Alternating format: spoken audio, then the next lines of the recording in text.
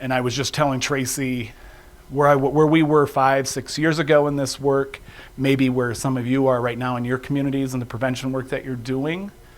But I'm now sitting across the table with law enforcement, EMS, and we're talking about how do we make sure that they're, a couple months ago, we had carfentanil show up in Minneapolis, and we know when carfentanil hit Ohio, we saw a 10-fold increase in overdoses, and last summer, in a community of 6,500 people, we saw 17 overdoses in about 11 hours. So we thought, a 10-fold, okay, how do we have a conversation and prepare for this? And we have a lot of things on our side in terms of laws that made these conversations possible, but to be able to sit across from a medical director who 3 years ago, before the Good Samaritan laws went into effect, looked me in the face and said, how can you even consider giving an addict naloxone? That's just going to enable them and empower them to continue to use. To sitting across from a police officer, 4 years ago, saying, well, why would you want to save an addict, a junkie? Why would you want, are they an asset to the community?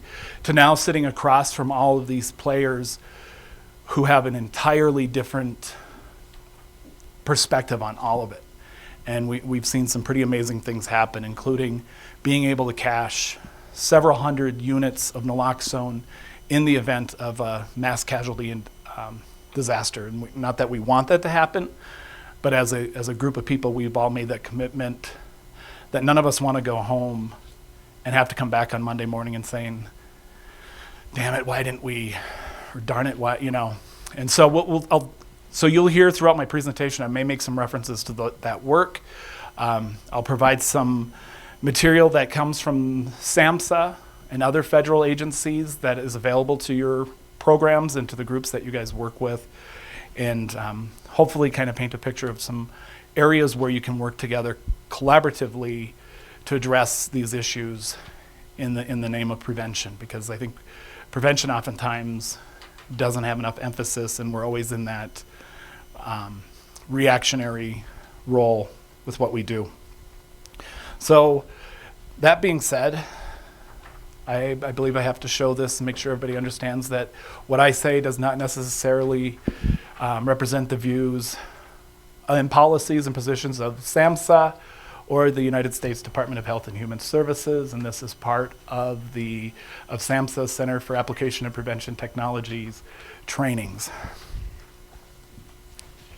I'll try not to read heavily from my notes, but again, knowing kind of where I come from, I try to stick to those things so I don't go off on my soapbox and start preaching and get myself into trouble and not be asked back to do any of these presentations. So, you like trouble. All right. I told Tracy when I was told who I was going to be presenting to, I was kind of like, I got to talk about the pharmacology of drugs in front of some pharmacists. That's not nerve-wracking. Or talk about reentry programs or the sequential intercept model to law enforcement, who's going to look at me like, well, why would you want that, and things like that. So, and I grew up in a family of law enforcement, so nothing against law enforcement, but I think what we're going to talk about today are these 5 basic areas. We're going to talk about the problem and get some understanding of that. We're going to talk about the risk factors associated with opioid overdose, and I think that's a key part of the prevention, understanding those risk factors and developing approaches to addressing those specific needs and using the frameworks that are already in existence that relate to the grants that you might be using.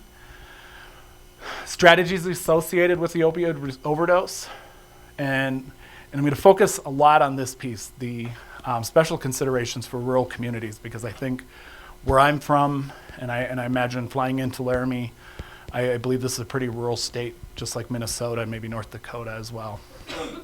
And then talking about collaborating with partners, because I think there is an opportunity here, and I don't think we're doing enough of it nationally. And I think we need as many players at the table as possible to do this work. So when we think of prescription drug use, overdose, and death, I think for myself, how do I best try to capture what is needed? And I'm a student, a second-year student in a Master's of Public Health program, mainly because I've been so passionate about this work for the last 10 years. My undergrad work was in criminal justice and sociology, but the work I've gotten to be involved with has led me to this point where I know I need to do this. But a comprehensive public health approach is needed to address prescription opioid-related harm and the growing heroin epidemic. And that's coming directly from the American Medical Association. And I think when you get the American Medical Association endorsing a public health approach like this, I think that's going to be the key piece for all of us to make our work come to fruition. The other piece, before I move on to continuum of care, and I don't want to lecture to people because I know you guys are, if you're in prevention, you guys know continuum of care and things like that, so I don't want to pretend I know more than anybody else. But I think one of the other pieces that's happening in the country right now, that despite the political environment that we live in and the polarization that's occurring on a lot of issues, I think one of the most telling things about how grave this epidemic is last year we had the first significant legislation related to addiction passed, the Comprehensive Addiction and Recovery Act, Public Law 114-198. It called for a comprehensive and coordinated effort amongst all entities, including local, state, federal.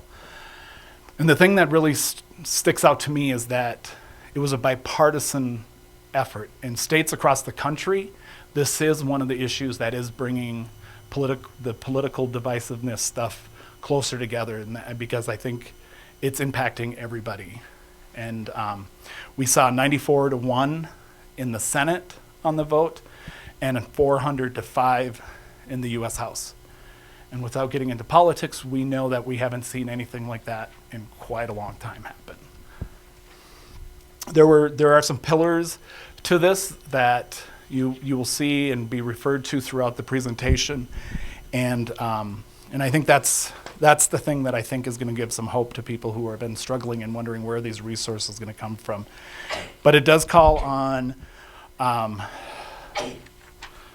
what are they? I don't have them out here in front of me, but the 6 pillars that we often think of as law enforcement is involved in it. It's going to talk to prevention, treatment, and recovery. I think that's an important part to understand in the prevention end of it, is that our goal is to prevent people from getting there, but I think once people are in recovery, we also have that role within prevention to either provide support to prevent relapse or, in that long run, preventing people there in the first place. There's going to be some discussion of criminal justice reform and a big piece on the national level with overdose reversal. So when we talk about a comprehensive approach, it brings up, the whole behavioral health models. I'm sure everybody has seen this, from promotion, prevention, treatment, maintenance, and that whole promotion along the bottom there, keeping this moving forward. So this is going to be a model to continue to go back to and look at and ask ourselves again as we start to think of ways to develop prevention strategies. Depending on where you're working, if you're working at the Department of Health, at the state level, you're going to talk about more universal prevention approaches. We see the effectiveness of that, but we're also going to have some indicated approaches, particularly for people who are in recovery and might need some specific messaging around overdose that they need in order to provide or to get a better understanding of their risk factors or where they can access naloxone as your new law takes effect in July.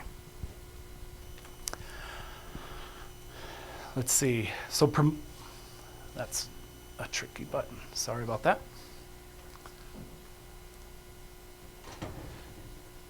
And like I said, the emphasis for today is on prevention and on the continuum of care. And if you guys have any questions at any point, just stop me and I'll back up and go back into some of this here.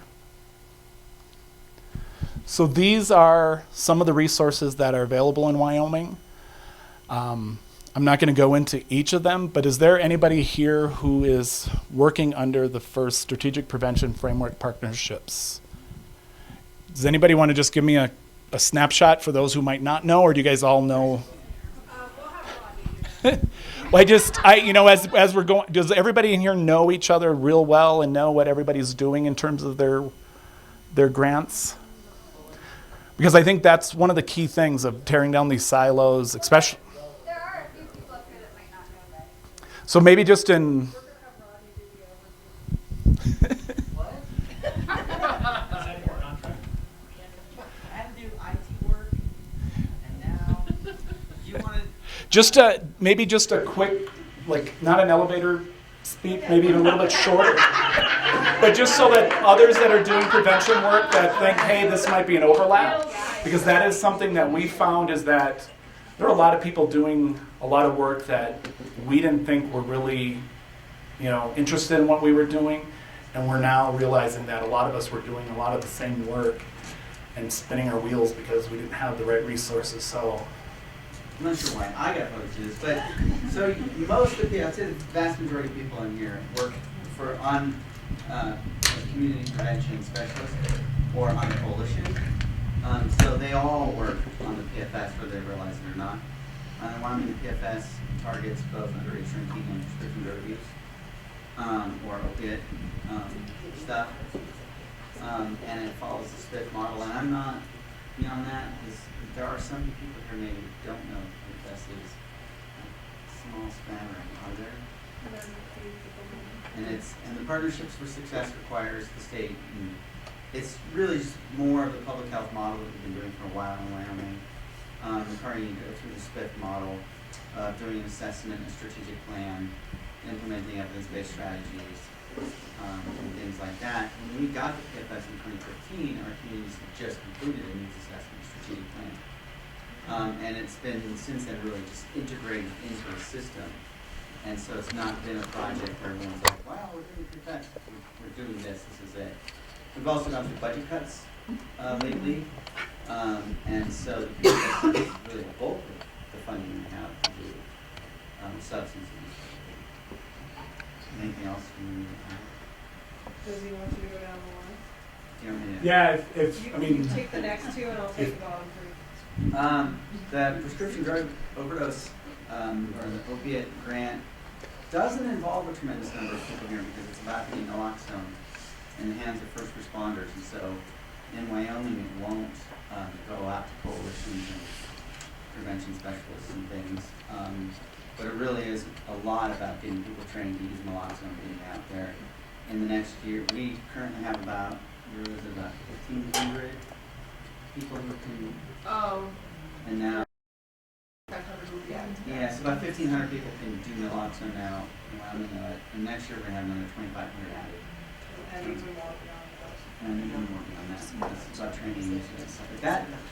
And then the staff block grant also goes out to all the communities in Wyoming. So everyone here who works on the PFS also works on the block grant. We're between those two, the bulk of our substance abuse funding, and it requires the basic science we know around prevention, which is having a coalition, using data, doing needs assessment, implementing evidence-based strategies, and validating and stuff. So that's the gist of that. To which it is currently with 2 facilities, one in Casper and one in Sweetwater, that are providing medication-assisted treatment that is run through mental health and Medicaid. Same goes with the MAP PDOA grant. They are working to expand that beyond 2 facilities at this point, but at this time, those are the only 2. And then we just received the STR grant as of May 1st. This is a grant that is run through treatment to expand the capacity and the ability to respond to opioid crisis. Congress has only approved this grant for 1 year, but it is a 2-year grant. So currently we have the funding for 1 year with the hope of a 2nd year for continued expansion. And that's a lot of training and others on the treatment side, but it does have a prevention component. So that funding will be going out through mental health and substance abuse treatment facilities. But they will have an expectation of working on prevention activities to a minimal extent. All right. Any questions? Thank you. Enjoy your day. No, just kidding. No, I think it's, instead of trying to read them back to you guys, I think one of the things that we found in the work that I've been involved with was nobody knew what anybody was really doing and who was funded to do what. We had people who were in recovery services, we had law enforcement, we had EMS, we had our civil commitment folks, everybody kind of doing their own thing and nobody really talking about how we could collectively work together. And I think before we had the expanded naloxone bills in Minnesota, Steve's law, before we had the Good Samaritan laws, I think when you talked about how naloxone is really kind of specific to certain organizations, I think that's one of the opportunities in prevention that we can talk about, because I get to work in a syringe exchange program on a pretty frequent basis. I am a harm reduction advisor for a tribe right now, and I'll talk to participants every day, because for some of them they can't take the naloxone home with them because their family may not know that they're using, and that might tip them off that they're using. But there are some things that others can do even without that naloxone, and educating people, and I'll reference SAMHSA's toolkit. And when we first started doing some of our community work, we used that resource exhaustively, because it's a lot of information, because I think part of what's fueling this epidemic is a lot of hopelessness in our families who are suffering from this, not knowing what those resources are.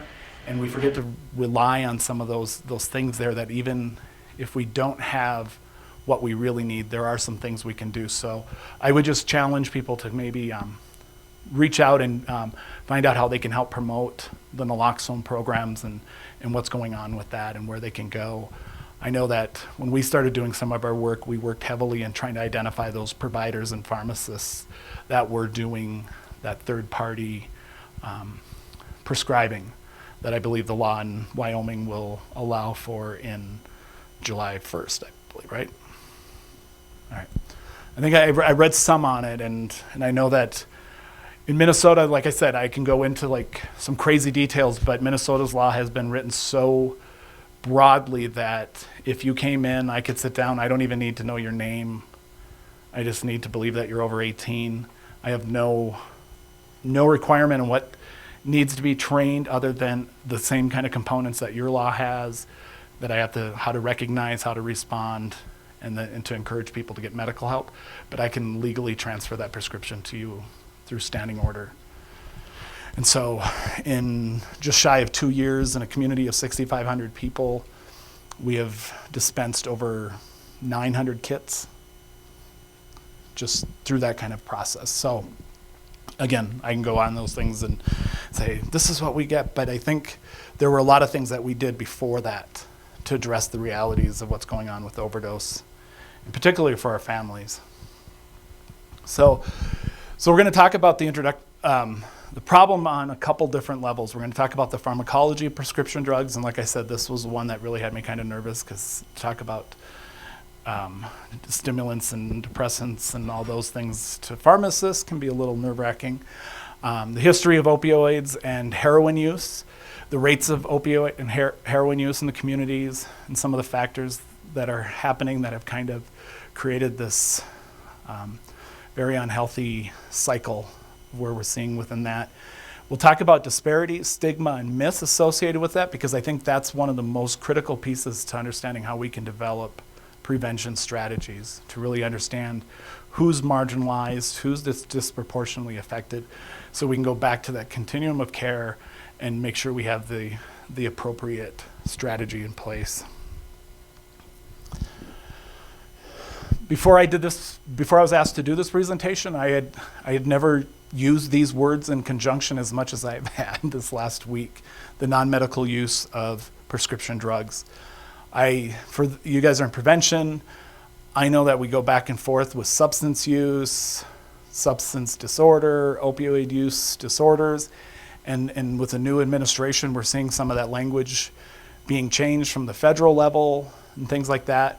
And it gets really complicated. So we're going to just kind of focus on a couple pieces within this, just to make sure we're all on the same page. If you haven't read the Surgeon General's report on addiction, this is addressed in there extensively about when things become addiction. And just as you think you figured it out, I talk about, well, it's a mental health issue. It's a brain disorder. It's an illness. Now we're being told, don't refer to it as an illness. Not everybody has it. And so in the meantime, we all sit here going, what's the words to use?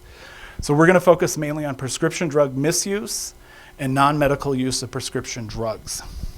And the first is the use of a substance for purpose not consistent with the legal or medical guidelines. And non-medical use refers more to the use of a prescription drug without that prescription, or use without a prescription from a prescriber simply for the experience or feeling that drug causes. And this is an important piece of this, because when we look at current trends and what's going on and some of the prevailing attitudes and awareness out there about prescription drugs, what we're seeing today with opiate use, non-medical use of these drugs, there's another trend that's kind of boiling that we're not, I think it's on our radar, especially if you're working with the youth. A lot of the kids are normalizing this behavior. They don't think that using prescription drugs is illegal and that it's a normal part of life. And so these things are going to be important when we start talking about that. But the main thing to know is that there is no standard definition, and it all gets even more tricky when we start looking at the DSM for definition of abuse and diagnosis for those issues. So here was the thing that I was like, oh boy, here comes. But we know that we have stimulants, depressants, and then opioid analgesics. And I think understanding them at a fundamental level is important for prevention efforts, because they all have some impact on the person. And if you are in addiction, or if you've worked in the field of substance use, you know that people usually begin using them for some reason. There was some purpose that it served. I have gone out on a limb and said that I think people use drugs for the right reasons, but they have very negative consequences in their lives. So the central nervous system stimulants act opposite of depressants. They speed up the neural communications in the brain, increasing the neurotransmitters dopamine and norepinephrine or adrenaline.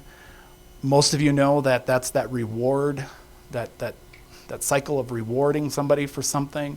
And so their behavior has something associated to it, and that creates some of the issues that we see. And it's a very good thing when it's part of learning new behaviors and things like that, that process of how your brain picks up that messaging. But when that reward becomes associated with a negative behavior, that becomes an issue for us. And this is adrenaline, we know, is that neurotransmitter that surges during those fight or flight responses. And when we talk about behavioral health issues, a lot of that is a constant firing within the brain. So this is complicated by that. And who can tell me what the most commonly consumed CNS stimulant is? Caffeine. So depressants, your brain and your spinal cord are what make up your CNS, and they slow down, suppress that signaling between those neurons so that everything seems to kind of be a brake system.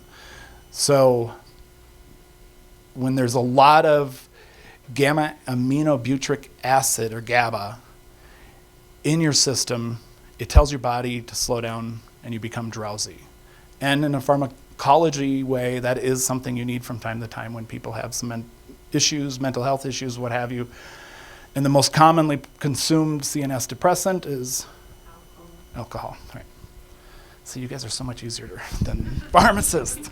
I was like, whew. I was thinking I was going to have to get out some chemical formulas and explain it. And then opioid analgesics. The word just simply means painkiller.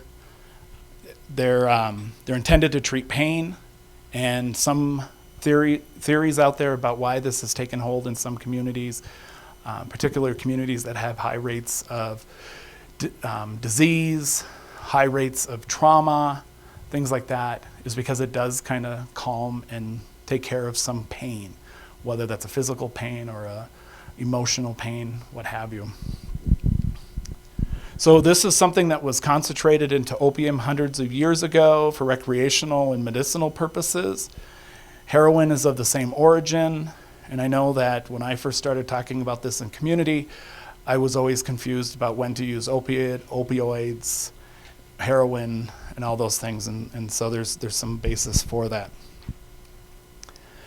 And these are all pretty much the same thing. They bind to the opioid receptors in the neurons in your brain, your spinal cord, gastrointestinal tract, and they disrupt that normal signaling, and that reduces that perception of pain. And in the case of overdose, it overwhelms those receptors, and it forgets to tell the body to breathe. And so, without going too much into what naloxone does, it essentially kicks those transmitters off the brain for a very short amount of time. I think it's 45 minutes to 90 minutes, the half-life of naloxone. And so for that brief time, it allows the brain to send those signals to the appropriate places, and you take those breaths. So, and I'm sure you guys will talk a lot about that when you start educating others around that. So what are prescription opioids usually prescribed for? Management of acute and chronic pain and other types of pain relief. And this is an important part within the epidemic, and understanding that in the 80s, late 80s, and I think 95 is when we saw a big push to prescribe it for non-cancer chronic pain. And I think the CDC said in 2012, on any given day, there were enough opioids being prescribed that every adult over the age of 18 could take 5 milligrams every 4 hours for 30 days. That's how much it was being prescribed. And so as part of these prevention efforts, it's making sure that prescribers understand the context in which it's appropriate to prescribe it, what's the appropriate amounts, and things like that. And a lot of research has come out recently talking about the amount that's being prescribed and for how long. And that's going to be a critical part of education. And I'll talk about that later.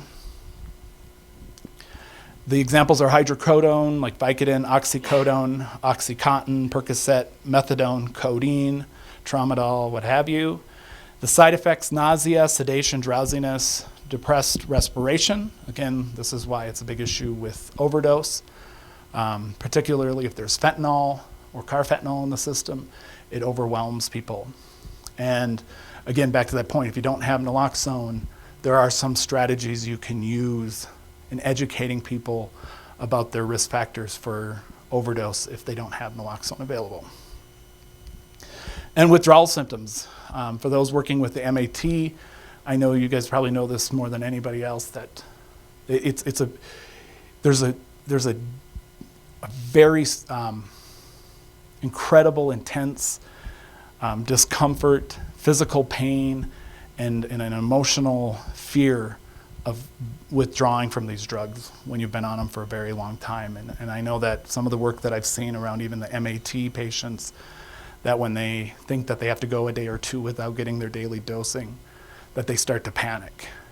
But it all goes back to that behavior of when they were injecting unregulated amounts of heroin, which never has the same amount of opioids in it and things like that. And so, I mean, these things are very unbearable: the restlessness, bone pain, muscle pain, insomnia, stomach issues. Anybody in here ever watch Trainspotting? If you want to see what coming off of withdrawal from heroin looks like, there's a very graphic opening to that movie. I used to have a slide that when I talked about these things, I would intentionally have the poppy kind of come forward and back just to see if anybody was paying attention, ever so slightly. But that's the opiate poppy right there. This is where the opiates are derived from. There's natural ones: opium, morphine, codeine. The semi-synthetics: heroin, hydrocodone, hydromorphone, oxycodone, oxymorphone, bunephrine, fentanyl, methadone, and tramadol. And I never really thought that tramadol was one of those, because I have chronic pain issues, and whenever I have a flare-up in my back, my doc always knows what I do for a living. So I can see his hesitation every time he pulls out his prescription pad. Like, is he trying me? Is he seeing what I'm going to do? Tramadol is one that he'll often suggest, and I because of my fear of this stuff, I've relied heavily on ibuprofen, which may not be the best thing either. So a timeline, because it just wouldn't be a presentation without a timeline. Mid-1800s, we know that opioids are used both recreationally and for medical purposes. You know that you used to be able to get it at drugstores, like we all know that. And it was common to see people smoking opium and all across the country. But it's been used for a very long time recreationally and for pain management. And in the 80s, morphine began to treat a host of medical ailments, and it led to a drastic rise in opioid addiction. And we saw almost a 500% increase in addiction rates in 50 years.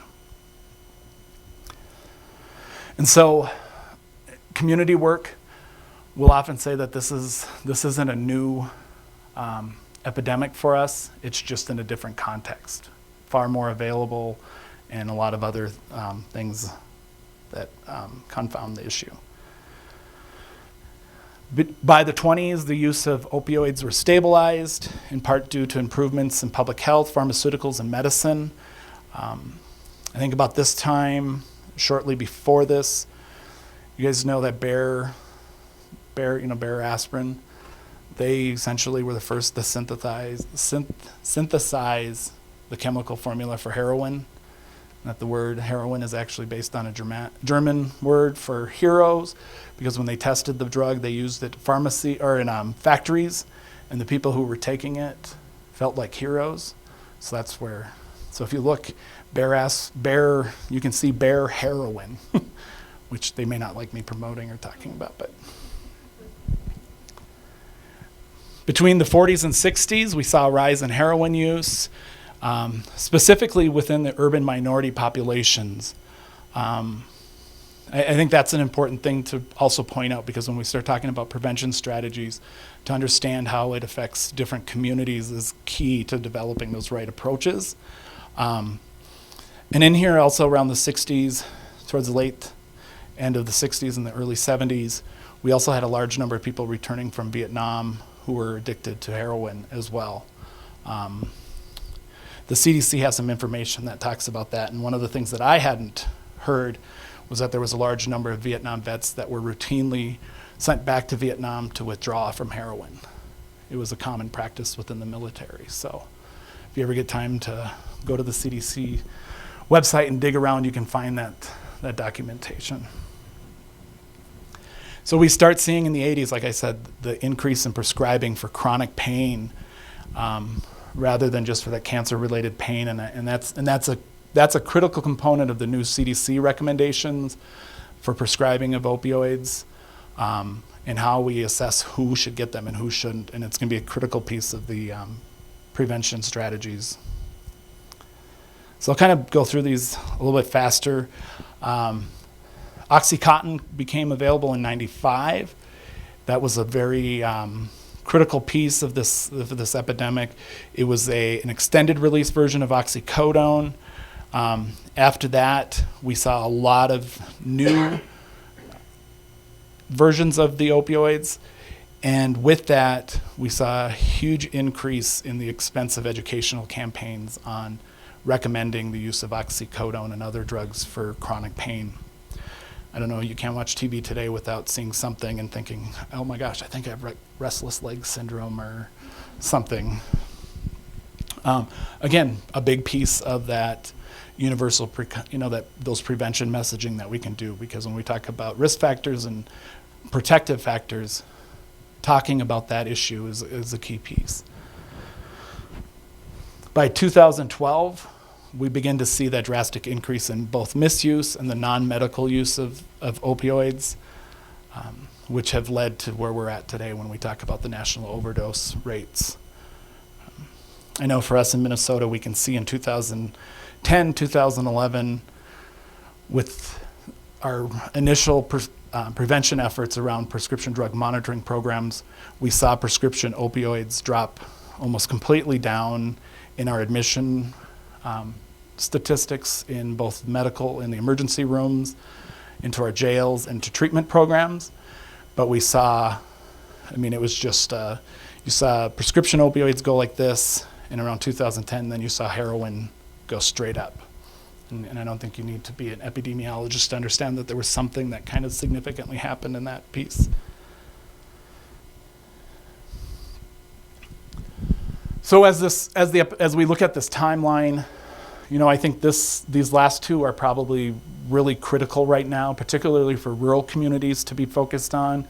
I know that my experience working in the needle exchange with active users, fentanyl is very common.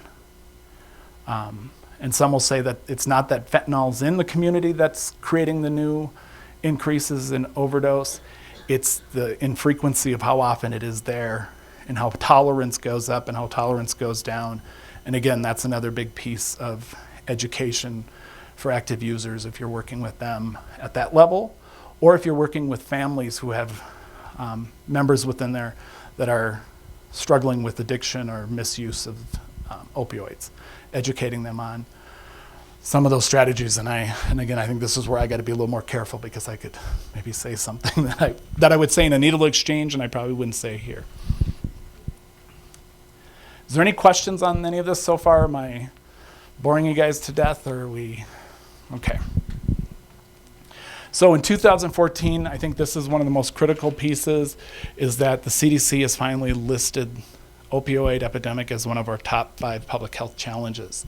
I know that financially it's it costs the nation almost $440 billion a year in incarceration, medical expenses, and loss of productivity. And that's twice what diabetes does for the country. And so it does have a significant impact, and we're at a very critical point in addressing the issue.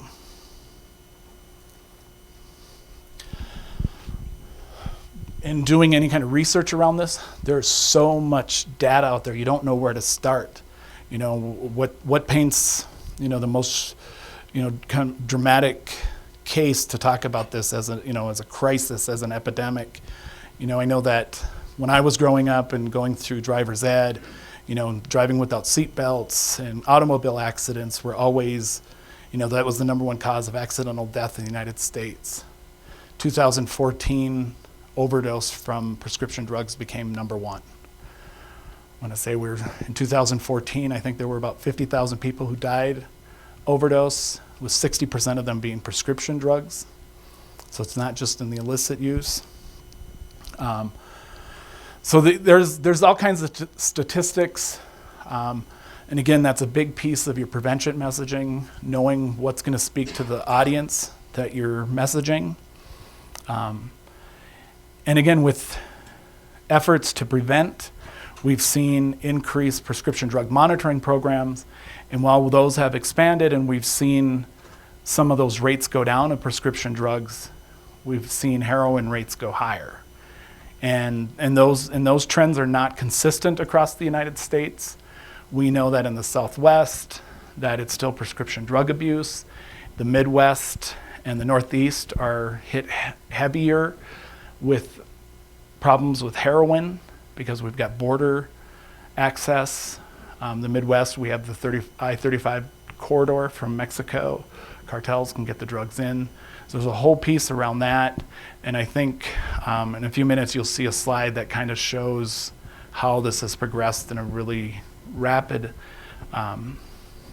fashion. And it's caught a lot of people unprepared. And I think that's where a lot of us are sitting today.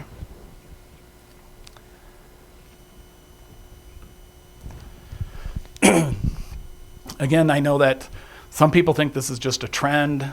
It's going to subside. It's going to go away. But 2.1 million people in 2015, I think this was, used prescription pain relievers non-medically for the first time. And 135,000 people of age 12 or older used heroin for the first time in the past year.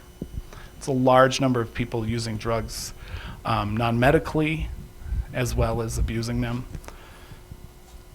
And that's going to, again, play into this, where we need to be going with our prevention messaging. Particularly with overdose, because kids have seen this, they normalize it. I know growing up, we knew Jimi Hendrix and Billie Holiday and Sid Vicious and all these rock stars died of it. We saw, we're seeing famous people die again. We're seeing this trend over, and sometimes that becomes the thing to be. I'm a rock star, and so it's important that we are considering that in our prevention, especially with those universal messaging and trying to play off of some of those protective factors in our communities. So what is it about opiate use and misuse in our country that demands attention? And here's just a couple things to consider. It's not specific to our youth and young adults. It's what we hear in the media often, that it's the kids. We have a lot of people who are obtaining prescription opioid medications legally. I think one of the things that I found in digging through the research around this is that we don't want, and this may sound insensitive, but we don't want grandma to go down to the state capitol in the Suburban to have her blood work looked at and to see if there was overprescribing of some kind of opioid. We want her to, we want the funeral, we want the family, and we want grandma to go peacefully that way. And so there's that aspect of it that we're not really sure. So there's some data that we need to start looking at there that's maybe invisible in this. But it's impacting everybody in the overdose deaths. And again, this is the initiation of it. And I know that typically when we talk about these issues, it's usually that 12 to 25 group that we're most concerned with in that initial early stages of initiating their first use. We're seeing older people, and again, that may be because of chronic pain. I know that as I get older, it's tougher and tougher to get up and move sometimes, but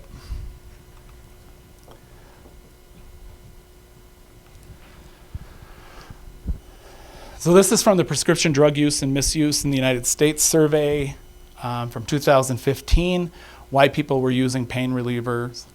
The most common was to relieve the physical pain. And so a big part of our prevention work needs to be around addressing the attitudes towards opioids, particularly prescription drugs. Because again, I think a lot of people think that because they have a prescription for it, they don't perceive themselves as misusing it. I want to say that one study I saw showed 2.5 million people misuse or use prescription drugs non-medically, and only about 150,000 are really in the illicit drug heroin piece. But a lot of our effort and a lot of our prevention is focused on the heroin and the injection drug user, and we still have a lot of people who are obtaining it somewhat legally, and that's a big piece of how we have to focus our prevention efforts.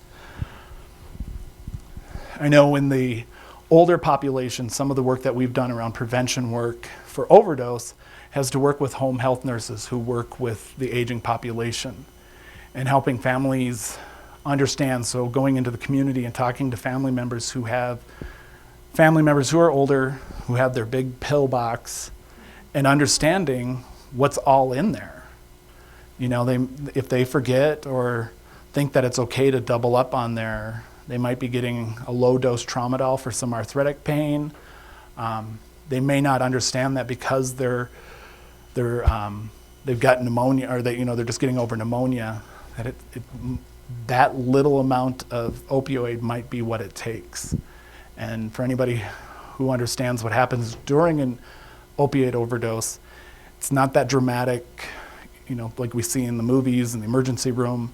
Most overdoses from opioids occur over multiple hours, 2 to 3 hours, which again, when we get into naloxone prevention messaging, there's a lot of opportunity to intervene and provide some prevention with or without naloxone. But for an elderly person to take the extra tramadol before they go to bed, and as my grandma used to say, as ironic as it is, he woke up dead. Grandma, he didn't wake up dead. He passed away in his sleep. But anyway, I'll talk about my grandma a little bit later on here, because there was one thing that I learned from her that has really resonated throughout all of this. And this, again, I'll stress it because our youth are growing up, believing that because these drugs are prescribed by a pharmacist or by a physician, that they're not harmful. Who wants to think that? Another area of prevention that we can focus on and talk about is drug takebacks.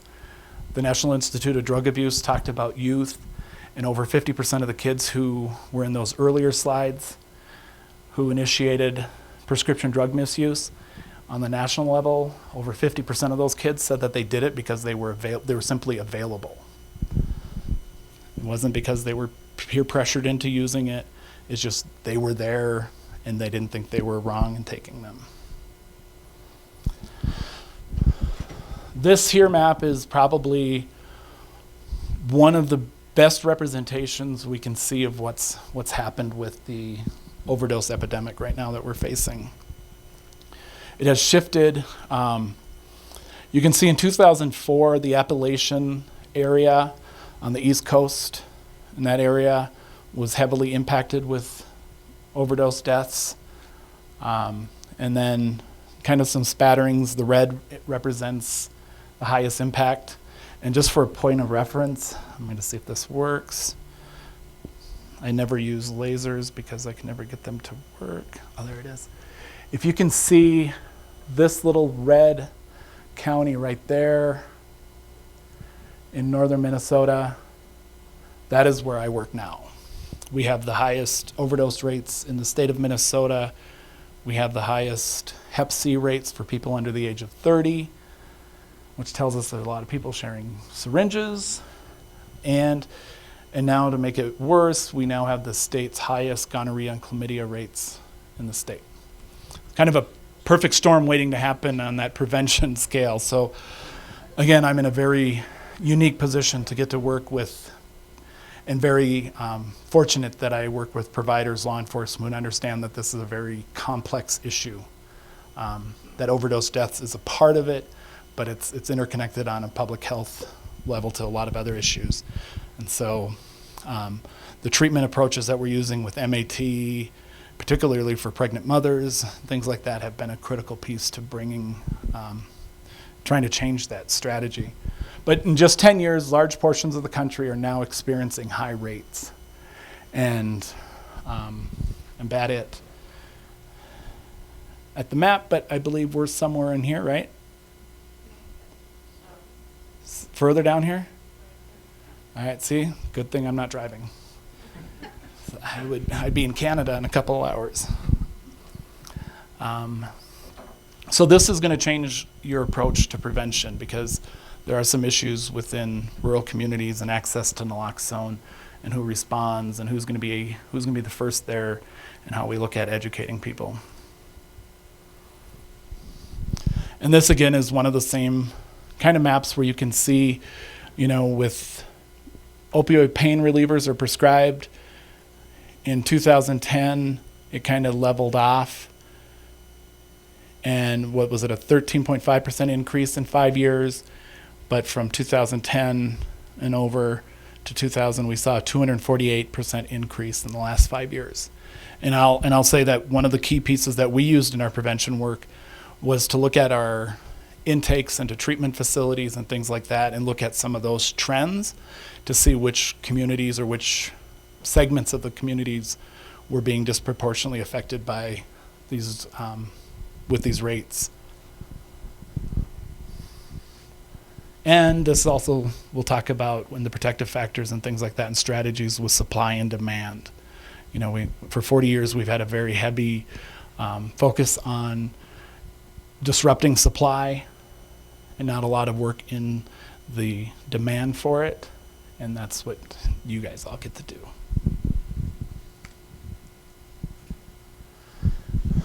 So this is where I kind of need your guys' help in understanding some of these trends and what you guys think is going on. Because when I looked at this, I thought, well, maybe, no, well, maybe.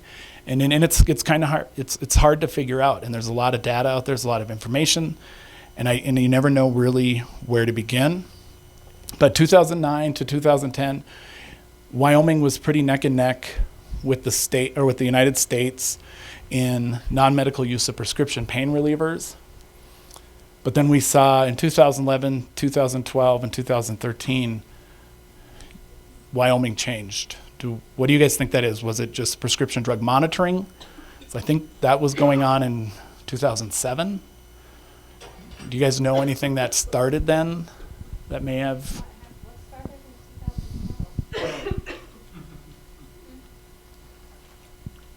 Our organization, I was just being smart. Oh, okay. I was like, yeah. No. All right. Well, I mean, I'm telling you, the work in the community has been a big piece of changing some of these trends. But, and then I also with this slide, arrests. We can see in 2011, 2012, 2013, 2014, and again for the need for naloxone, with prescription drugs, you know how much you're injecting. It's regulated. You know when you break a pill and you're injecting half of it, you know what you're getting. When you have a new supply of heroin that comes into town, there isn't a label on there that says, inject every 3 hours, do this much. And again, this is where prevention comes in, because simple strategies on talking to people about going slow with their injections and things like that is an effective way of preventing overdose. I know from the community aspect of it, when we have drug busts, our coalition, kind of a regional coalition, we would make sure that we get public health to put out alerts to tell family members, check on loved ones. The supply has been disrupted. You don't know what's going to be coming in. There's a new dealer in town.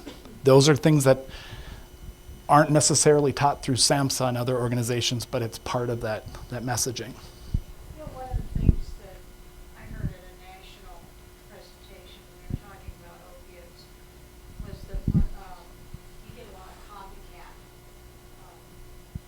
overdoses. In other words, somebody dies from the new batch in town, and everybody goes after that new batch to see if they can get the same results or something better. And I'm wondering if maybe that isn't part of it here, because the heroin, from what I understand, the heroin mixes are constantly changing. And so you've got, different mixtures in there. I wonder if some of that isn't related to a copycat. It's definitely an element. Anybody here go to the Prescription Drug Abuse and Heroin Summit in Atlanta? If you ever get a chance, go. I went this was the first year I got to go. It was an amazing experience. You got to hear federal agencies talk about harm reduction like it was a unicorn and didn't exist. I'm like, wait, it's here. But that is definitely one of the components. Again, because it's an illicit drug use, there isn't a lot of data around it, and so there are some projects out there that are looking at that, because that is a key component to understanding it from a prevention side. But that, clearly, I mean, if you have a limited budget and there's a real strong, Tracy's selling heroin on the east side of Laramie, and she's got some really west side, okay. west side, okay. That's a component to it. But I think to what extent, we don't know. But again, that's where getting whatever information we can at whatever level we can to understand those things is critical to prevention, because then we can change our messaging and how we do that and how we play on protective factors in the community. What you're seeing, what the youth are seeing or people are seeing on social media, especially the younger ages, also play into that. Yeah. Absolutely. And so for those who are working with that younger population, how do you start some of your prevention strategies addressing those issues about misinformation that's out there, and how that going after that high or chasing that high isn't effective? Good question. And here's the opiate-related deaths, all drug deaths in Wyoming from 2005 to 2014. You had a rate of about 13.6 per 100,000. And again, that map we saw still low compared to some regions, but you saw from 2004 till now, it has drastically changed. So these things are going to change. And depending on jurisdiction, we don't know how much, to what length the coroners are going on deaths. And we this is part of our prevention work in Minnesota, is that we're trying to do a better job of our reporting when law enforcement responds to something, and instead of saying just a medical response, that it's a medical overdose, checking that extra box, even though it may create more work for the police officer, but even for our county coroner or the morgue, or depending on where, how that happens, that things don't get ruled out too quickly, because what we don't know is what's kind of fueling some of this stuff. Yeah, a couple of years ago I was doing my needs assessment, and I contacted the hospital asking for this kind of information. And the request went in two different directions, and I got two responses that weren't consistent. And I didn't really know what to do with the information. And I was talking to some medical professionals, and they said that sometimes, cause of death is like depressed respiration, but it won't necessarily indicate the cause of the depressed respiration. Because they have too much opioids. So, earlier we were looking at opioid overdose data from across Wyoming from different hospitals, and kind of questioning like the accuracy of that. And I think we're lacking some sort of standardization, both in the reporting, the information systems that the hospital uses, and even the ways that doctors will, notate the cause of death, and coroners as well. Yeah. So anyway, I'm throwing that out there to just say that I think the waters are really muddy in Wyoming, from what I've seen. But that's Minnesota, where we think we're progressive on a lot of that. It's the same thing. I can call our county and not get the right information. We don't have two, but we'll get kind of a runaround on the specific cause of death, and that's some of the work that we're doing in our prevention efforts. Is with our naloxone, with EMS, we want to start collecting data from them as well. We don't want to create more work for them, but we want to start, when asking questions like, what did this, what was, were there more needles? What did the substance look like? Anything we can do anecdotally that way might help us out in some of this stuff. But I think in prevention, it's how do you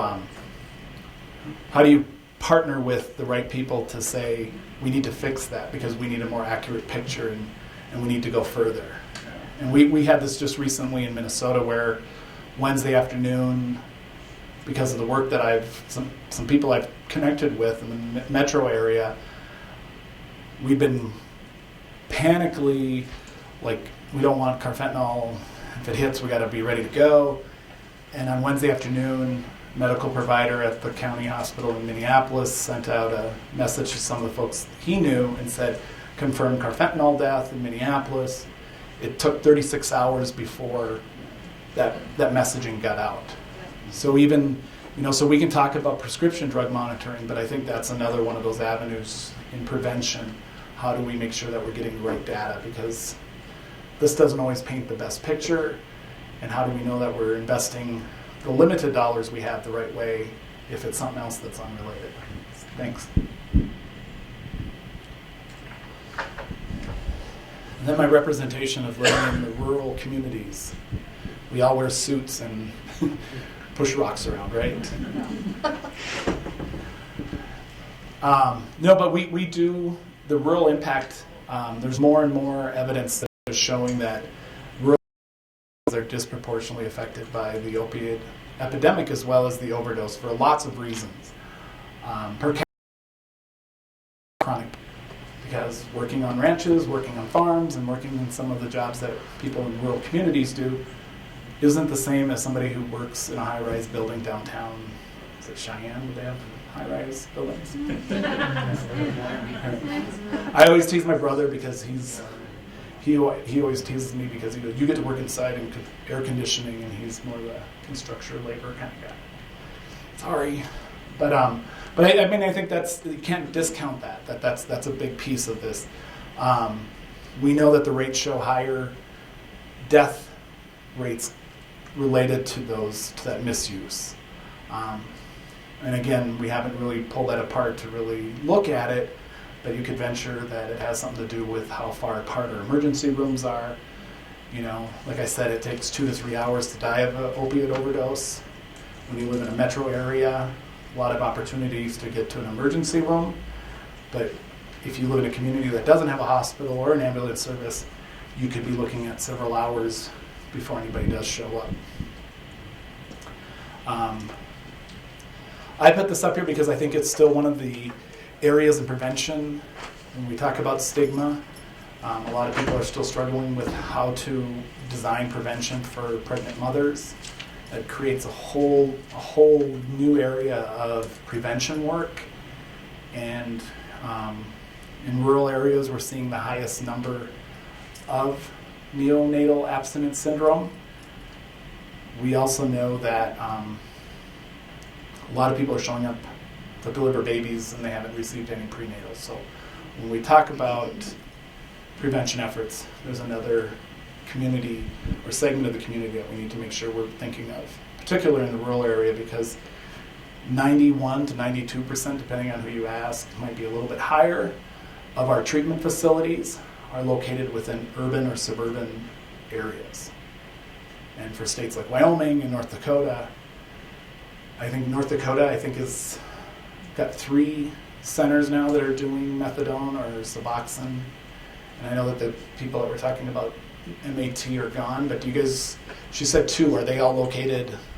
One's in Casper and one's in Roxbury. They're separate sides. All right, and is it a daily dosing, or is it you can go in and get a 6-day supply of methadone, Suboxone, or?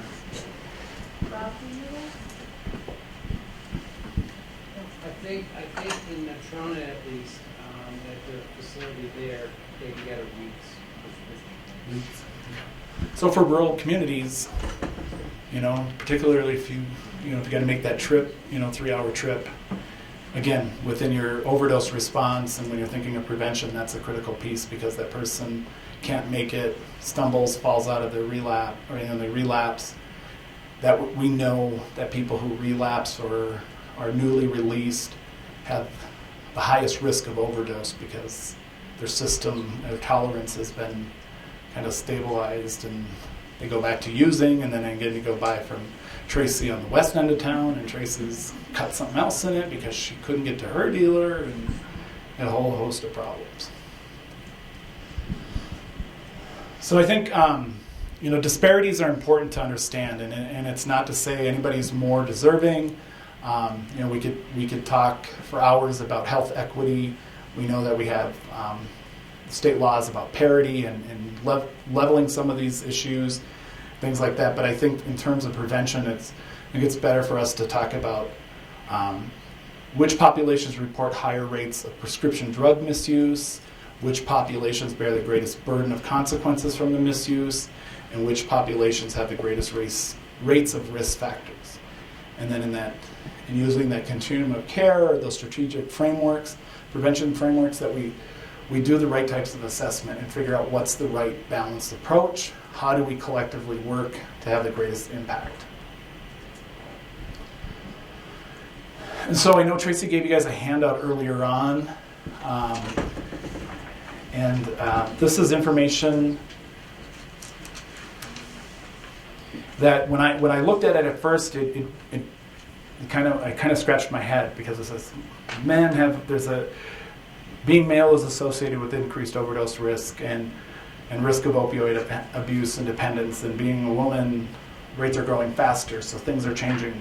Something's going on. So I think within this, there's a lot of considerations, and I think back to some of the earlier observations about missing data, things like that. I think that's a critical piece of the prevention process, and what we do is we need to make sure we're getting the right kind of data and understanding what those demographic characteristics that are important to be addressed, particularly if we're going after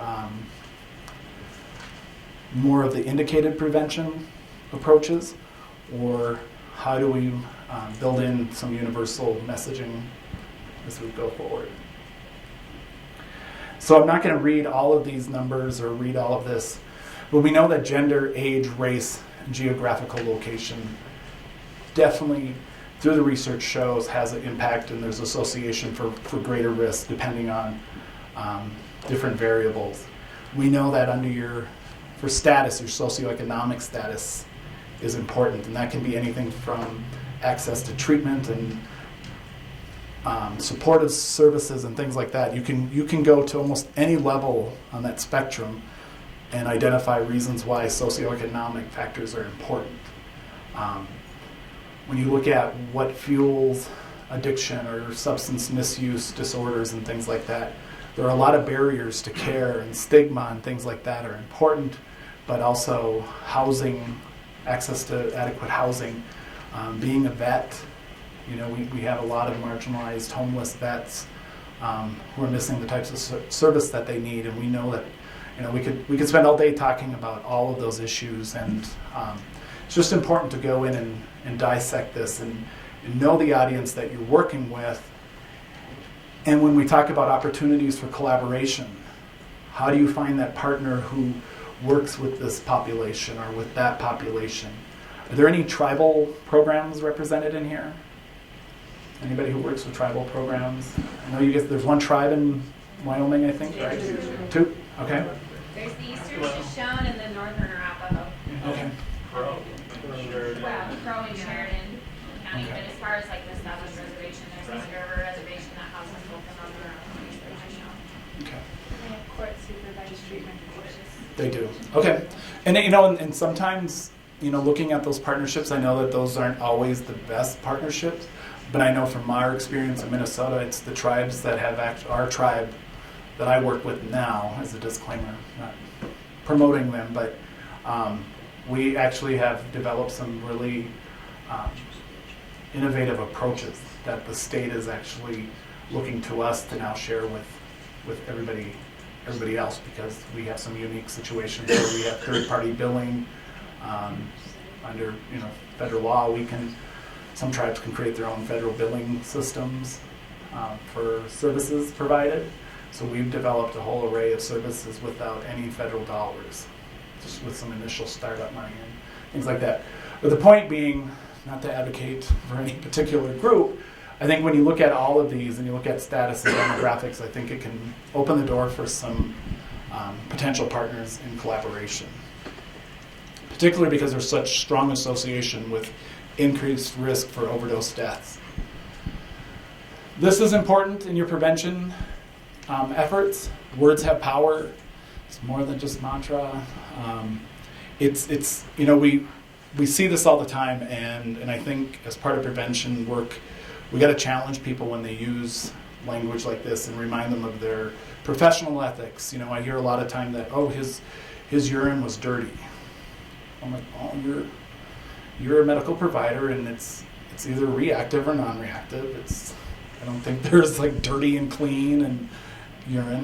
You know, does that mean there's drugs in it or STDs that you saw, or is there something else in there that I don't know? But I mean that language has impact. It's a part of that continuum of care. It's part of prevention work. When we create environments where people don't feel welcomed or don't come back for services, it contributes to those increased overdose deaths. It's, again, so many ways to look at that. The word addicted, you know, people don't like to use it. It's perceived as being weak. So to me, again, it goes back to that non-medical use of prescription drugs or substance use disorders, things like that.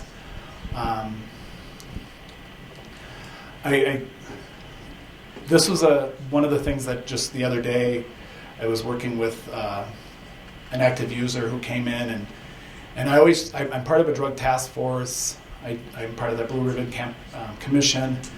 I always try to find out what's going on and how people share information, because we were talking about naloxone and how we provide education. And I said, you know, we give a handout that has some techniques and some tips about things people can do to help others that they might be using with, because we know that they may lean on each other, peers for support and things like that. And so I asked them a question about, so, you know, like if a new supply of drug comes in, not to pick on Tracy, but Tracy's got a new shipment.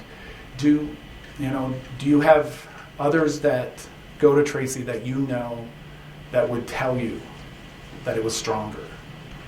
Do you, do people share that information? And what he said after that kind of just blew my mind because I knew this, but what he really understood was that he and his other friends who might be actively using, he said, what do you mean? He goes, we're like cockroaches.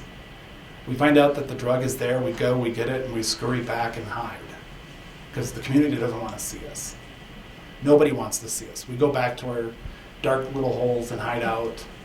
Of course we don't talk. Of course we don't share it. So when we say words have power, for people to to self-actualize that identity, that's a big piece of that prevention and what opportunity we have to dismantling that stigmatizing language and holding others accountable and reminding people, you're a professional. Why would you use that? Why would you use that kind of language?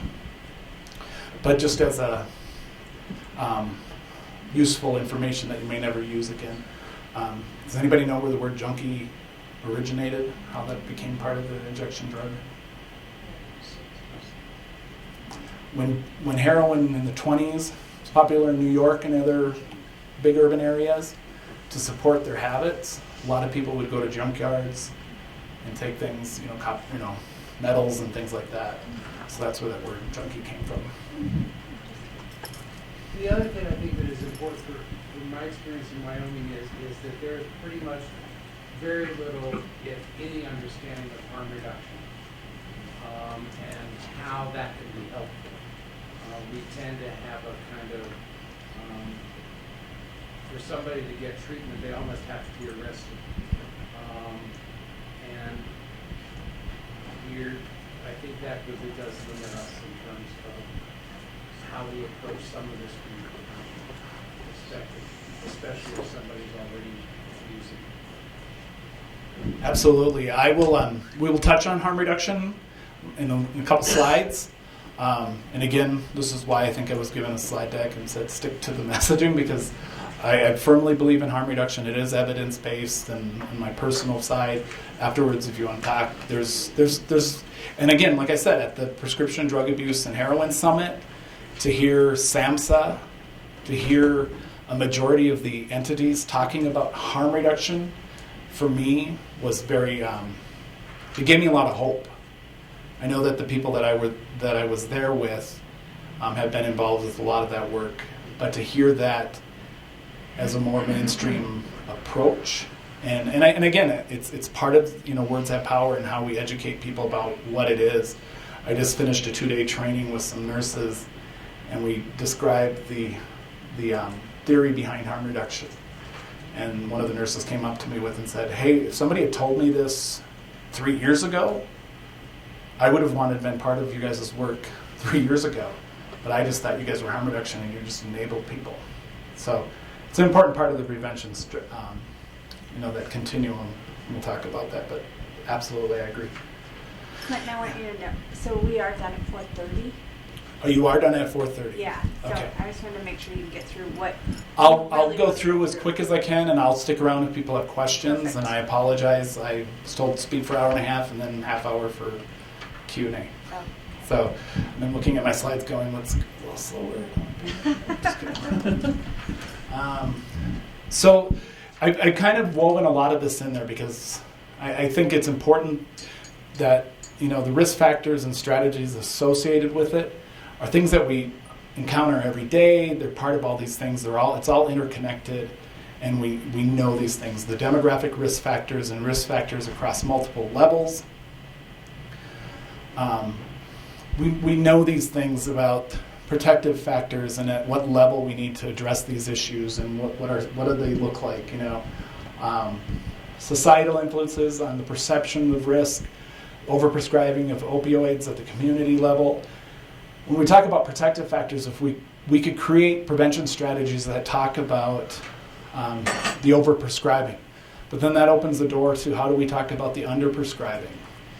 There are some that will say in rural communities there's a real mixed message that we're overprescribing painkillers. Well, we just got done talking about how rural communities have higher rates of chronic pain, and so people aren't getting their chronic pain addressed. So we talk about education strategies. These are all important. The attitude about using substances in the home, whether it's alcohol use, You guys are just north of Colorado, so the use of marijuana, things like that, that all has a bearing on these issues.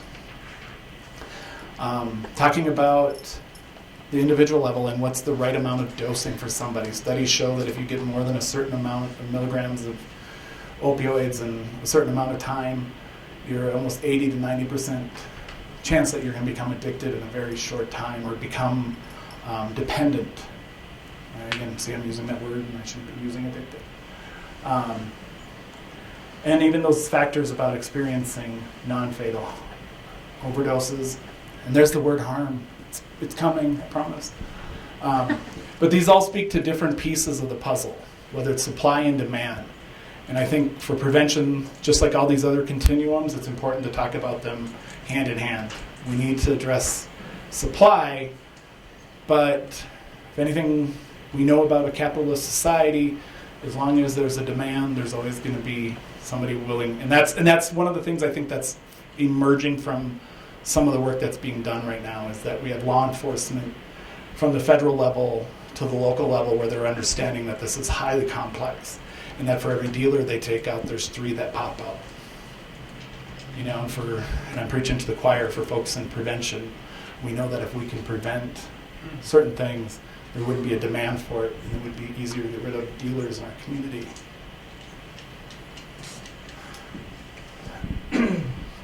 These are 2 of the risk factors when we talk about working with populations: history of substance use and misuse, and access to prescription drugs. Those are 2 of the highest areas that we need to be looking at in terms of risk factors for opioid overdose. But there's others. In prescription drug monitoring, took a lot of these and addressed a lot of them. The monitoring allowed us to monitor who was doctor shopping and hopping around. But again, we've seen people then go elsewhere looking for it. Anybody who's witnessed a family member overdose, again, you can talk about trauma and coping mechanisms and how that's interplaying into all of this. So is there prevention strategies we can use with law enforcement that show up at a scene of an overdose, and how do we provide information to the family, and how do we get them into other those other areas in that continuum of care. People with psychiatric issues, homelessness, and people, another part of this is people who've experienced non-fatal overdose. And our medical director that I work with always talks about these percentages of how many people and how short of a time it is that they actually come back to the emergency room.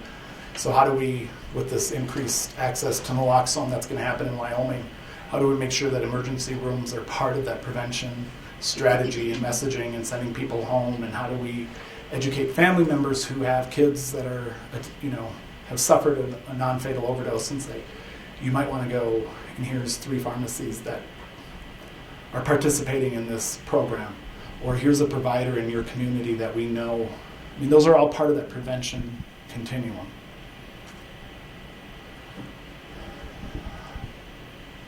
And this is just digging deeper into the history of substance use or misuse and the associated risk and how they increase for people who've misused prescription drugs in the past 90 days, people who've misused potent opioids. So when you set up these systems and use that strategic framework for assessing, asking those kinds of questions of EMS and law enforcement, having that kind of picture, if you're able to go to that level in partnership with your state.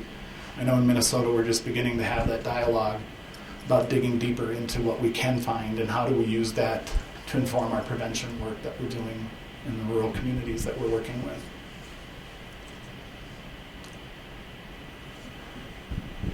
Access to prescription drug. Obviously, if you have access to it, it goes without saying that you're going to have that. And so there's the exposure to prescription drugs and benzos. There's a lot around that issue, particularly for veterans. I know when I go in, I'll either go home with if I go into the emergency room or I don't go to the emergency room, but if I go to the urgent care for something with my back, I'm either going to go home with some tramadol or I'm going to go home with benzos. And oftentimes I go home with both. And there's research that's showing a very strong connection to people who've received both and their risk for overdose. because one slows down things, and then you add that other piece on and your respiration stops. But there's also some other misuse behaviors that get associated with that. So even though I'm not going to go in depth, it's one of those issues I think that we're going to continue to see coming up. And so I think Wyoming does Schedule 2 to 5 in there's prescription drug monitoring, but it's another piece to really understand and comprehend. If people aren't getting a lot of opioids, are they going after benzos? And what role does that play in increasing the risk for overdose?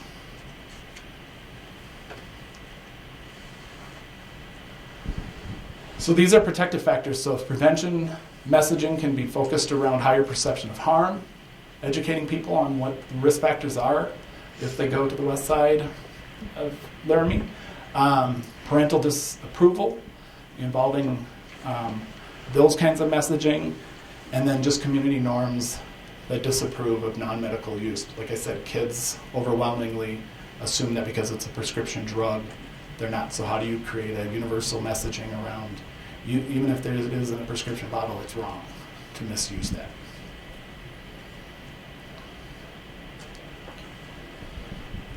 So 4 categories of strategies, and I told you we'd see harm reduction on the screen. I know years ago, when I started working with our community on the community end of this was the harm reduction was a word that nobody wanted to talk about. We had a huge, we just hosted our 6th annual summit, and this is the first year in 7 years that we've called it a harm. It originally started as an HIV Hep C summit, then it went HIV, Hep C, STI, TB, and drug use summit.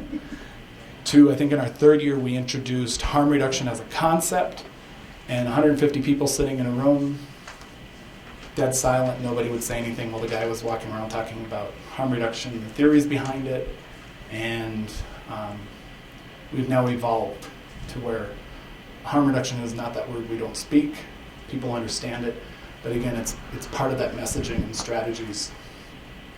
So education, tracking, and monitoring supply reduction and harm reduction. I've touched on most of this throughout. We can talk to our prescribers, our patients, first responders, even if they're not unable to. One of the things that I looked at within the naloxone law that we have in Minnesota is the ability to train people. I know that a doctor can write a standing order for an entity, a treatment program, or somebody who in the normal course of the work might respond to an overdose and have access to naloxone and the liabilities. And even without being able to say, you know what, Tracy, I'm going to send you home with some naloxone because let's go through this and I can send it home with you. You don't need to go see your prescriber. You don't need to go to the pharmacy. Even without that, there is messaging that we can use in our educational strategies to educate people on that. Training first responders, that's going to be a critical piece, obviously. Social marketing campaigns and education for specific groups in the community. And this is one of the things that we really focused on. And again, SAMHSA really does not charge for their toolkits, and I don't get a payout every time I mention this toolkit. But seriously, one of the biggest tools we used in getting our community to understand, even without them access to naloxone, just to understand what they can do in their own families. I was telling Tracy before he started, I think one of the first groups that I ever worked with was 50 community members who almost everyone in that community had lost a kid to overdose. And we had a provider who did not want prescribed naloxone. And we said, well, come to us and listen to the community. Come listen to what they're saying and why this is needed. And it just, being able to provide a level of understanding, even though it wasn't the answer that they wanted, helps address some of that trauma, helps provide some efficacy maybe in helping their family navigate what's going on so that they're not helpless or feeling helpless in addressing the issue. So the collaboration that you can do with community groups is endless, and that tool will help. So expanding and improving prescription drug monitoring program usage is huge, and I know that from what I could see on the website, Wyoming is doing a decent job, and I would think that with the rates lower than the national average, that's probably a huge success for your state. But there's ways that you can enhance that, and we've already talked about those. And I don't, the mandatory use of prescription drug monitoring programs is going to continue to be an issue for states that are experiencing high rates. Supply reduction strategies, limiting policies, you're going to see that start to change. I know that the CDC is starting to make new recommendations. States may be imposing some of those limitations on providers. And a lot of this is going to trigger law enforcement action. So making sure that in your prevention strategies that you have their partnership, because it's going to go hand in hand in how it unfolds in the communities. And I need to emphasize that we can't advocate for policy strategies through the use of SAMHSA grant funds. So if you're receiving those funds, that's a challenge in some ways, but also understanding what is education and what is lobbying and advocating is a very thin line. Harm reduction strategies, obviously the antidote, naloxone is important, but as these things continue to grow and expand, when you're advocating for certain things, or when you're educating people on what who needs access to this drug. You guys know that it has no abuse, there's no misuse potential. When we do naloxone trainings, we inject oranges, and then we'll tell people you could actually eat this orange and it wouldn't do anything to you, just to really highlight that and make sure people understand that. And there's a big difference between just distributing naloxone and education. And if you look at the Lazarus Project in North Carolina, there was some significant work that they did just around that education component, that when it was tied into it, what did their studies show? A 15% reduction in the number of hospital visits for overdose, and 69% reduction in overdose mortality rates in some of those communities that they were doing those, where they were combining both the education and distribution of naloxone. So the law goes into effect July 1st, knowing it inside, outside, and knowing some of the limitations that are contained within it. I know in Minnesota we had a lot of issues that we needed to address with it, because for a registered nurse, even though the law clearly stated there would be no legal ramifications for using it, and if something happened, you're not legally liable, but the state nursing board would never has yet to give a clarification that it's okay to use it through a standing order. We had to pass a resolution for the reservation that allowed our nurses to use prescription drug, or to administer naloxone to anybody visiting, passing through, anything within our boundaries, and identify them as a potential patient under a standing order to meet that requirement, because there were a lot of registered nurses like, I know the law says I'm immune.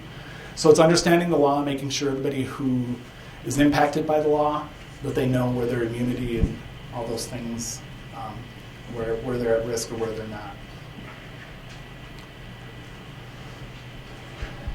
not. For rural communities with carfentanil and fentanyl, dosing is a huge issue.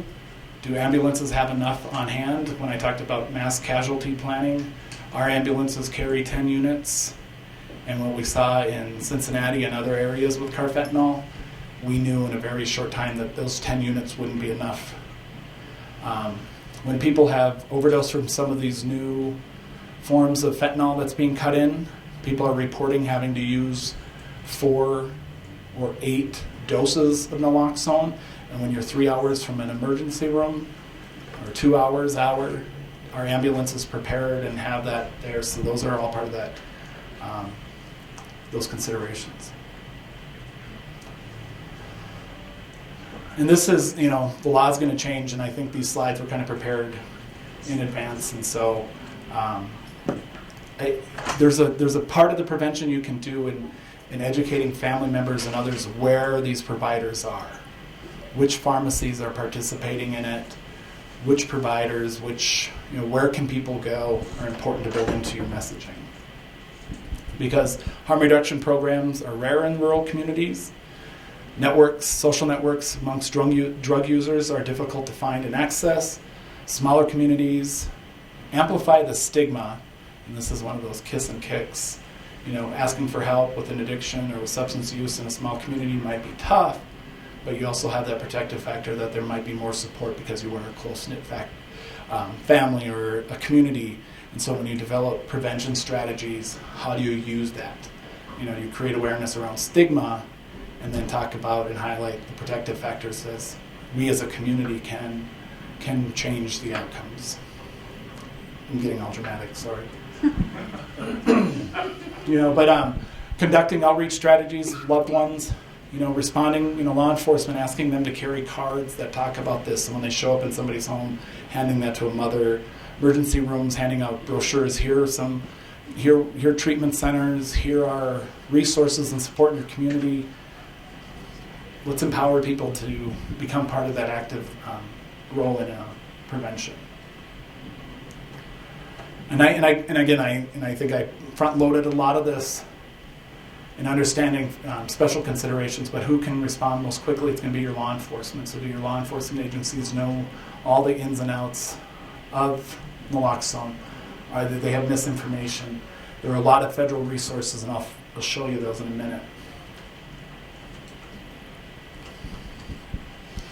So this is the last piece I'll focus on. Opportunities for collaboration, and this is probably the key piece that I have been able to be a big part of in finding these partners and having people step up and say, and that was part of why I wanted people who were involved with the grants to kind of highlight who they were, so that even if you aren't able to carry naloxone, how do you reach out to that person and find out, can we be a partner in our community because we need this? People who use drugs, so people who are either in, does Wyoming use peer recovery coaches? Is that part of your state treatment programs? Those are some of those can be, partners to reach out to. Say that again? There's a few that are within the state, and something that they're working on. Okay. So people who use drugs are the best people to get the information out to others around prevention. Friends and family of people who use drugs, prison and jail discharge staff. So do we have policies in place for county when somebody's released, especially after 3 days of, we picked them up on Friday, we witnessed them going through withdrawals over the weekends, and now we're going to send them out. Don't go home and use, or go slow, or can they distribute naloxone? They can't, but can we get a provider? Could our nurse give you some? Harm reduction programs, HIV, Hep C programs, first responders, fire departments, EMS. We're training volunteer fire departments to carry naloxone, because who better to carry naloxone than somebody who's already selflessly giving back to their community, that are volunteering to be there if they need to. Substance use disorder treatment providers, parent support groups, and law enforcement. And I'm not going to get into the sequential intercept model for law enforcement, but they're a key partner. The Bureau of Justice Assistance Program just closed a grant for overdose outreach and about 6 other diversion and alternative sentencing projects that states can look at. And I know that when they talked about this in Atlanta, a lot of people weren't aware of that project, but it's just kind of underscoring that partnership with law enforcement.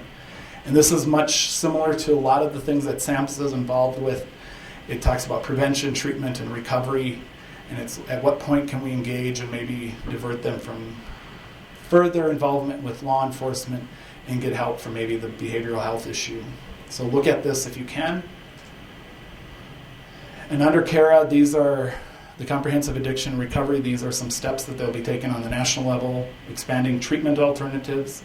And you guys, I think state has, there is some people getting expansion of MAT, but doing that when people come into treatment or into jail or incarcerated, providing that with some cognitive behavioral therapies and things like that have been proven to be effective with incarcerated folks. Creating task force to re-examine those with low-level offenses.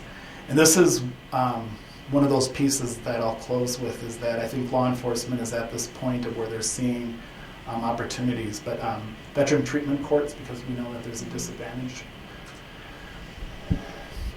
So this map here, or this diagram here, shows how, I don't think it represents really the thing. I think this would be one of those images, if you could put your hand on it and smear it around a little bit, would probably be a little bit more accurate of the relationship between all of these factors, the biological and social risk factors for opiate use. On one hand, we talk about the wider availability drugs, prescription drugs, so we've done things to eliminate that. Well, then that changed the economic field for those who want to sell drugs. And so all of that is complicated because of lack of access to treatment for opioid use disorder. If we look at this and we develop prevention programming around these factors, they're going to be more effective, and we know that research is showing a lot of that. So as we decrease availability to prescription drugs and you don't have it, infrequent use means I'm at a higher risk for overdose, because she may not have some this week, she has some next week, she gets it in, and I'm just at that point of what little I've been stealing here and there to kind of keep me from going into full withdrawal. She gets some, and I need more, and so I inject a lot, and I'm going to overdose. Or law enforcement says they're seated a whole bunch, she gets something in, very little black tar heroin, maybe it's been cut 100 times before she got it, she has access to fentanyl, she cuts more of that in there, I don't have any control of that. So the reason I say this is an interesting concept and model to look at is I think we're at a stage where people are realizing we all have a role, and that role is changing. Before I worked in the job that I'm in now, I was standing as part of a community organization, and we were providing an update to the community on our efforts to address these issues. And the first person that got up was the director of a substance abuse program. And her statement was, we've acknowledged that we haven't, when somebody wanted a Rule 25 assessment for treatment, you'd call the treatment facility, counseling, and they'd say, we can see you in 2 weeks. All right, well, for an active user, 2 weeks is 2 weeks, and sure, yeah, I'll be there. They don't see them. So they doubled the number. So she said, we've doubled the number of assessors. So now you can get in same day. It's not first come, first serve. You can come in and we will get you assessed, and we will get your treatment recommendations ready to go. But her acknowledgement was, there's nowhere to send you. We have nowhere to send anybody now. So we're getting all these people ready for, we've assessed them. The state's going to cover their treatment costs. We have nowhere to send them. And in this room, keep in mind, she's over here. I'm sitting over here. The civil commitment guy gets up and says, yes, we're responding 24 hours a day. We're getting into the emergency room. So when those families have those civil commitments, we're responding. But we have nowhere to put people. Nobody will take them. We have nowhere to go, literally. Law enforcement gets up, and I tease him about this because he got up and he puffed his chest up. Sorry if there's law enforcement in here, but he did his stance and said, well, you know what, we busted 49 offenders, and went through this big thing. And the community was looking at him like, the drugs are still here. And his whole demeanor changed because he's like, you're right, we're locking everybody up. And then they're coming out, they can't get jobs. He was like having his aha moment right there. I'm like, wow, we need to figure something else out. How can we change this? And then he pointed at me and he goes, well, Clinton, you get up and talk about harm reduction because I think you guys have something. He didn't want to deal with it because he was realizing that broken cycle of what we were doing. We've enhanced this, we've done this, and that it ultimately came back to that prevention piece of what we can do in the communities. And I stood there and I'm like, and the guy who wanted me to talk about harm reduction left. But, and I'm standing there and I'm like, well, I'm with harm reduction, and it's ironic that I'm standing here in the middle because that's really one of the things that harm reduction does do is, as part of our prevention work, is to mitigate those things that we can until we get all these other systems there. And so those partnerships are important, that everybody has a role to play, that yes, we need to disrupt the supply, We need to increase access. We need to do all those, but in the grand scheme of prevention, there's that whole continuum. We need to use the tools that are there. With that said, these are some of the tools. At SAMHSA.gov, on the CAPT, you're going to see the preventing prescription drug misuse programs and strategies. Don't reinvent the wheel. It's there. There's some very relevant strategies to follow. And then I get 5% from every sale. No, I'm just kidding. This toolkit has evolved, but this is really powerful with or without access to naloxone on every end of that continuum of care for families and prevention. Educating them on watching your elderly, aging folks who are getting a lot of drugs that end up sitting in the medicine cabinet that the kids are getting access to, all those different dimensions. So look at this, especially when you start reaching out to partner with EMS. That's one of the essential pieces covered. And I was nervous to show this with pharmacy in the room. On the front lines, monitoring, these are resources that are available. Final thoughts, questions? I do have to ask that you fill out your comment or the feedback form for CAPT. I know this was kind of a long presentation, and I wanted to get through as much as I could.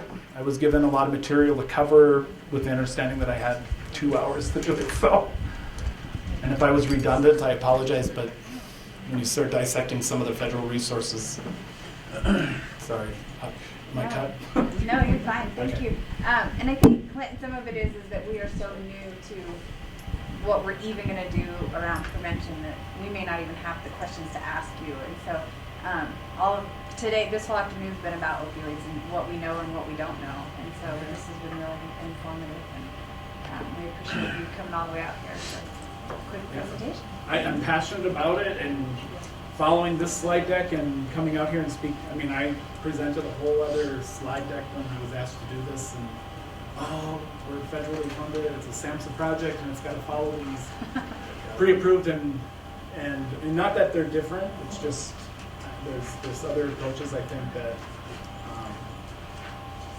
play off of this, obviously, that I would have spoken to differently. But if you guys have questions, let me know. I'll stick around. I have nowhere to go. I don't fly out till tomorrow afternoon out of the Little Laramie Airport? Well, At least it's not a prop plane anymore. yeah.